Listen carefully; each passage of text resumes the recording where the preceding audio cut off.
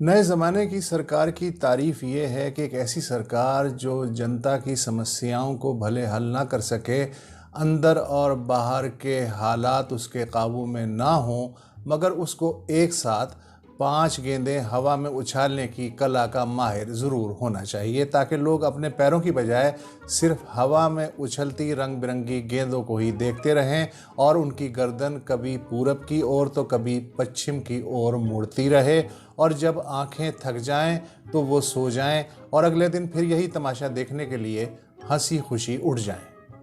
मसलन एक गेंद किसी भी फर्जी दुश्मन के नाम की उछाल दो, एक गेंद सुनहरे इतिहास की उछाल दो, एक देश के अंदरूनी गद्दारों के नाम की उछाल दो, एक रंगीन भविष्य की गेंद उछाल दो और एक गेंद डर और भय की उछालते रहो कि हम ना रहे तो तुम भी ना रहोगे।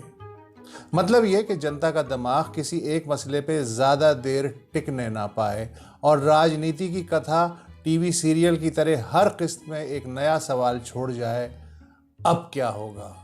अगले एपिसोड में सीमा विजय को छोड़ेगी या फिर विजय अजय के हाथों मारा जाएगा। एक एपिसोड में काला धन लाएंगे, अगले एपिसोड में सबका साथ सबका विकास, फिर नोटबंदी, फिर पाकिस्तान की शरारतें, फिर आर्टिकल 370 की छुट्टी, फिर किसको नागरिकता मिलेगी किसे नहीं, फिर दिल्ली के दंगे, फिर चाइना आक्रमण, फिर रफाल विमान, फिर राम मंदिर की तामीर का उद्घाटन, फिर सुशांत सिंह राजपूत की आत्महत्या और अब ये खोज कि दीपिका समेत कितने अभिनेता और अभिनेत्रियां नशा करते हैं या नहीं करते।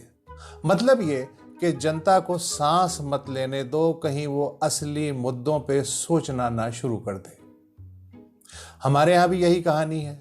अगर मैं सिर्फ पिछले 4 वर्ष की ही बात करूं तो एक के बाद एक ड्रामा, इमरान खान का धरना, फिर पानामा लीक्स, फिर नवाज शरीफ जा रहा है तो कौन आ रहा है, फिर तौहीन रिसालत की तहरीक, फिर इमरान खान का नया पाकिस्तान, फिर पतली होती आर्थिक स्थिति से तवज्जो हटाने के लिए करप्शन के नाम पे विरोधियों की पकड़ धकड़ और मुकदमे, फिर मीडिया पर व्हाट्सएप और फ़ोन के ज़रिए कंट्रोल, फिर देशद्रोह नेताओं और सहाफ़ियों की ट्रोलिंग, फिर कौन सेनापति से रात के अंधेरे में मिलता है कौन नहीं मिलता का ड्रामा, फिर कराची सूबा बनेगा नहीं बनेगा की बहस, और अब ये बहस कि गिलगित बल्तिस्तान को चुनाव से पहले नया अंतरिम राज्य बनाया जाए कि चुनाव के बाद।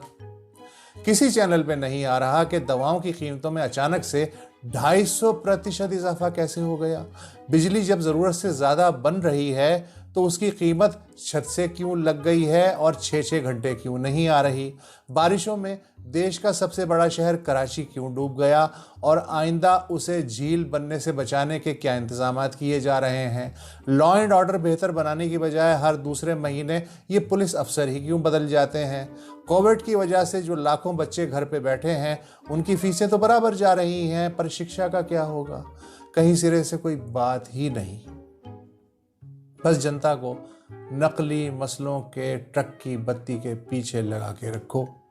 इसी तरह चंद वर्ष और गुजर जाएंगे, फिर एक नया ड्रामा और फिर वही पुराना डायरेक्टर। जीना इसी का नाम है।